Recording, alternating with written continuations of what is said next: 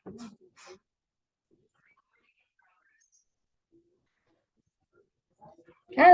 Assalamualaikum warahmatullahi wabarakatuh. Selamat pagi. Kita lanjutkan pembahasan kita, diskusi tesis tentang hybrid TBM Taman Baca Masyarakat dan kaitannya dengan implementasi kebijakan kota gratis masa pandemi COVID-19. Kita jawab pertanyaan berikutnya. Bagaimana menciptakan ruang space untuk komunitas lintas kelas, lintas gender, dan lintas generasi? Nah, untuk menciptakan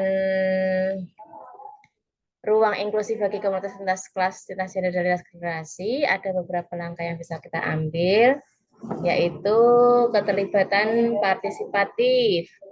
Libatkan semua anggota komunitas dalam perencanaan pengembangan ruang, menyelenggarakan forum publik, kelompok diskusi, pertemuan terbuka untuk memberikan aspirasi, kebutuhan dan posisi kelompok dalam komunitas. Jadi semua suara didengarkan dan dipertimbangkan dalam pengambilan keputusan. Lalu mesti ada desain yang inklusif, yaitu yang mengadopsi pendekatan desain yang dapat diakses dan digunakan semua orang, memperhatikan aksesibilitas fisik seperti ramah bagi penyandang disabilitas, adanya akses tanpa hambatan, peralatan yang sesuai, dan fasilitas dapat diakses oleh semua orang.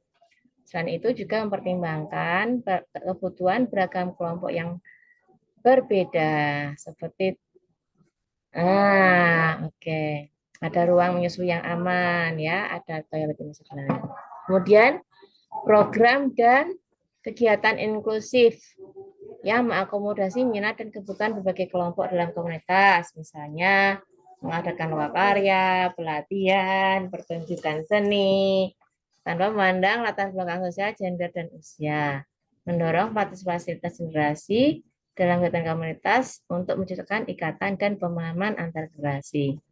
Kemudian perlu ada penyebaran informasi yang merata, memastikan bahwa informasi tentang ruang dan kegiatan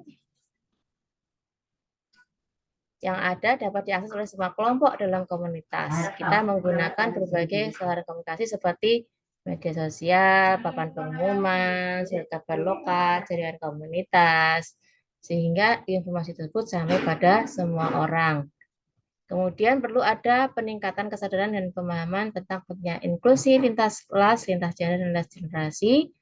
Kemudian mengadakan kampanye pendidikan dan acara informasi untuk menghilangkan stereotip dan diskriminasi, serta mendorong sikap inklusif dan saling menghormati antar anggota komunitas. Perlu juga untuk membangun kemitraan dan organisasi dan lembaga yang fokus pada isu inklusi dan keadilan sosial, sehingga ada kegiatan bersama dan berbagi sumber daya untuk menciptakan ruang dan program yang lebih inklusif. Lalu ada pertanyaan, bagaimana menggunakan repeat teori yang terkait dengan karakteristik implementasi kebijakan kota kreatif dan TBM dengan format hybrid. Nah, replay ini membahas tantangan yang dihadapi dalam mengimplementasikan kebijakan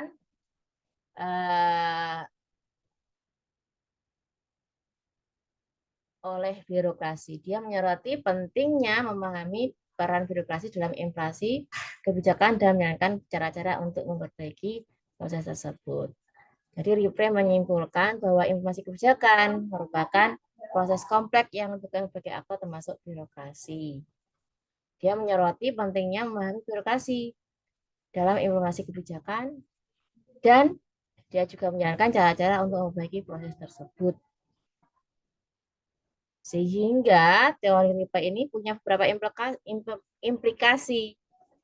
Ya, pembuat kebijakan harus mempertimbangkan peran birokrasi dan merancang kebijakan yang layak serta realistis. Birokrat juga harus diberi sumber daya dan wewenang yang diperlukan untuk mengimplementasikan kebijakan secara efektif. Pembuat kebijakan harus terlibat dengan birokrat dan pemangku kepentingan lain untuk memastikan bahwa kebijakan diterapkan secara kolaboratif dan terkoordinasi. Pembuat kebijakan juga harus memantau implementasi kebijakan dan membuat penyesuaian yang diperlukan untuk memastikan bahwa mereka berhasil mencapai hasil yang diinginkan.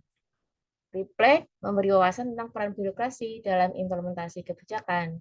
Dia menyoroti tantangan yang dihadapi oleh pembuat kebijakan dalam mengimplementasikan kebijakan dan dampak struktur birokrasi pada hasil kebijakan.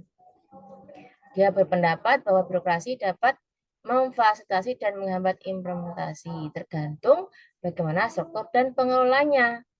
Dia merekomendasikan bahwa pembuat kebijakan harus mengambil pendekatan yang lebih bernuansa birokrasi, fokus pada pembangunan kapasitas, dan meningkatkan koordinasi. Jadi ada 3 kata kunci ya,